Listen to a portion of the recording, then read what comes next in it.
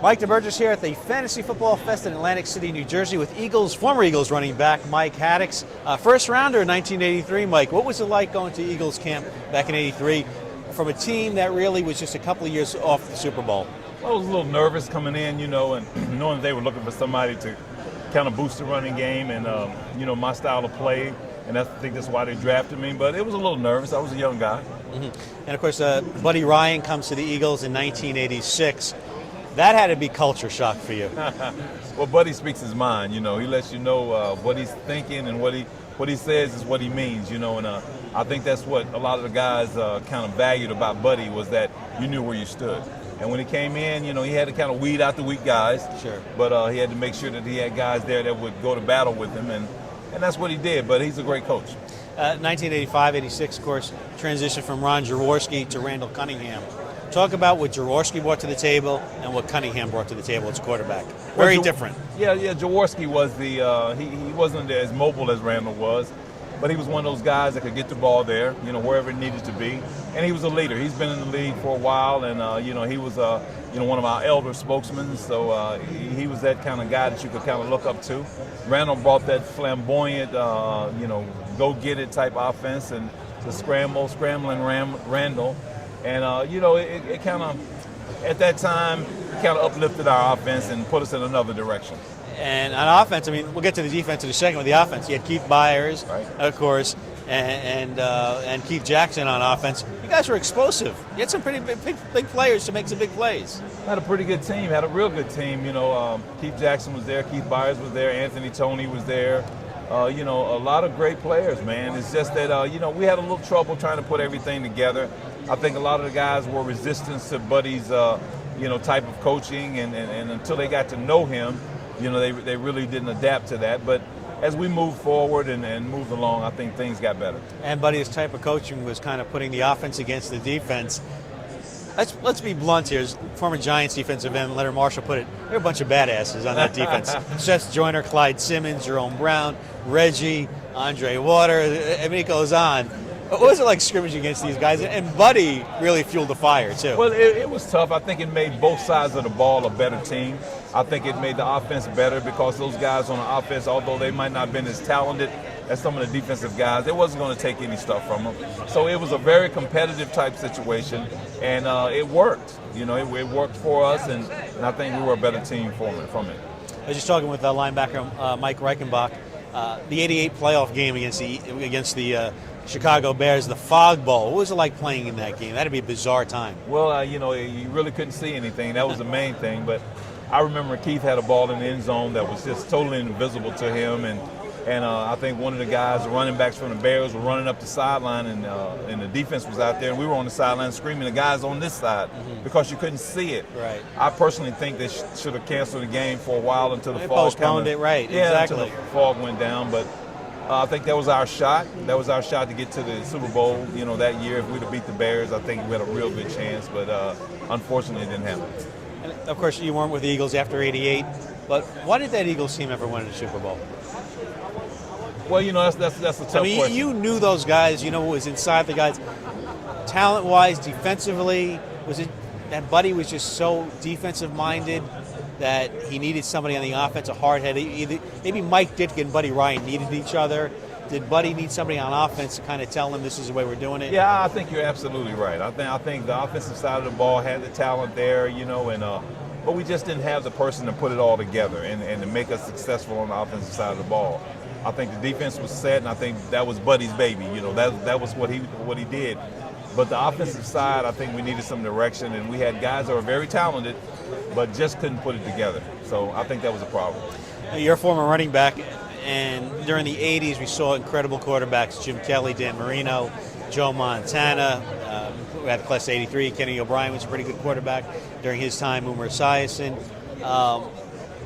Great quarterbacks. Now we're seeing, but we always had great running backs. Now we're seeing a time when the quarterback is really dominating, and you could use a couple of running backs. If each gets 600, 700 yards, you're fine. The days of Earl Campbell and Tony Dorsett and Franco Harris, they're gone. They're gone. You have specialty backs now. Me and another guy was talking earlier that, the fullbacks that's in those positions nowadays, They're not the typical fullbacks that you would have seen during our era. They're basically just big linemen back there, wedging away through the hole. And you get some guys that can catch the ball out of the backfield, but it's a total different era right now. You bring a guy in who's 5'8", 5'9", and he's kind of a water bug kind of guy that that gets down the field. But when we were there, it was more of the consistent things. You had to be able to run, you had to be able to block, and you had to be able to catch. You had to be able to do it all. So that's a little bit different now. I think they have the guys in specialty position that's doing specific things.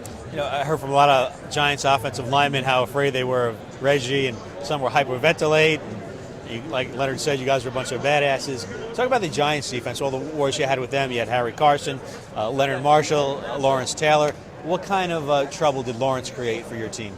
Well, Lawrence was a great player, no doubt. We all knew that Lawrence would be the one that we had to focus on the offensive side of the ball to keep him away from the quarterbacks. And unfortunately or fortunately, that was my job during the time I was playing with the Eagles. And Buddy Ryan called me the Giant Killer, but because he felt like that I had the size. I was about 225, 230, to be able to at least slow the guy down. Now in '85 in the playoff game with the Giants and Bears, Ditka ran right at Lawrence this way because Lawrence's strength was his pursuit. Absolutely. So did you guys do the same thing, go right at him? Well, we didn't really run at him, run directly at him, but we did keep him occupied at all times. We'd keep a tight end. He had to be over a tight end most of the time, and then we would chip on him, on the outside, even after the tight end came off of it. So he's really busy. We had a guard pulling out to hit him, in time. So we really kept a lot of people on him, kept him busy, and not just his focus, just go and get the quarterback. Like a former teammate of yours a couple of years ago, Andre Waters, suffered from concussions, led to his demise. Dave Duerson, we see Junior Seau, we see it in hockey, so much with concussions. Are you concerned as a former player, first for yourself, and maybe you had concussions that weren't diagnosed, and what can we do? We can't turn football into what the Pro Bowl was last year, where we're just touching each other. Can football really survive long term?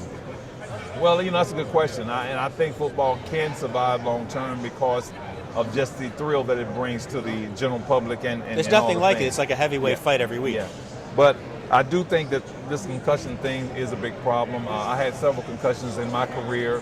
Whether it's old age or whether it's the effects of the concussions that I feel occasionally at times, the forgetfulness, the headaches, and things like that. So I think every player that's ever played the game is going to have some kind of effect, from these concussions. But I really don't have the answer for that. I really don't have the answer of what we can do at this particular point in time to really resolve some of that. I think maybe, testing and treatment and knowing the signs and things like that would help, to avoid it, but it's evident.